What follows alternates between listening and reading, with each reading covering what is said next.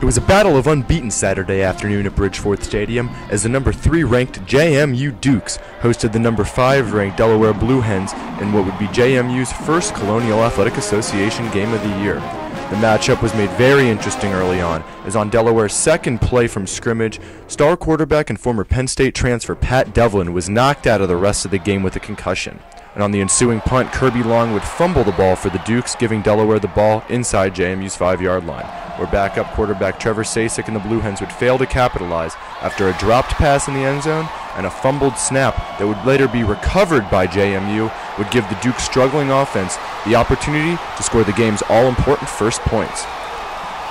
But they would fail to do so, as on the ensuing drive, Dixon Wright's long 47-yard field goal was just inches left, giving the redshirt freshman Sasek and the Blue Hens the opportunity to strike first. And they would do just that, as Sasek orchestrated a 12-play, 61-yard drive for Delaware, culminated with a quarterback sneak, giving them an early 7-0 lead. The JMU offense would come right back on the next drive, highlighted by a 47-yard run by Jamal Sullivan, putting JMU inside Delaware's 10-yard line, where 3 plays later, the other running back, Scott Noble, would punch it in from a yard out, tying the game at 7.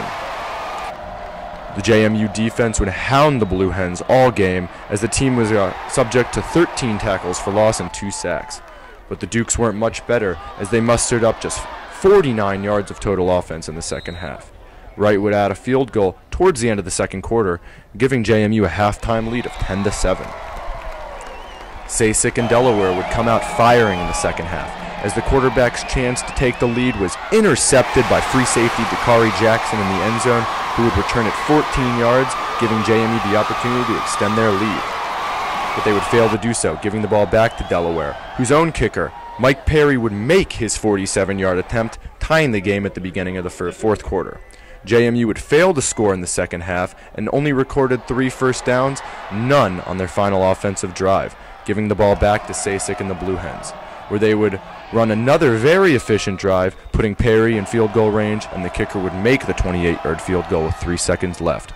giving Delaware the 13-10 lead. JMU had one last chance to win the game on the ensuing kickoff, where speedster Kirby Long recovered the ball, switched to left, would cut back to the right, return the ball 41 yards all the way into Delaware territory, where he was eventually caught up to and tackled, ending the game.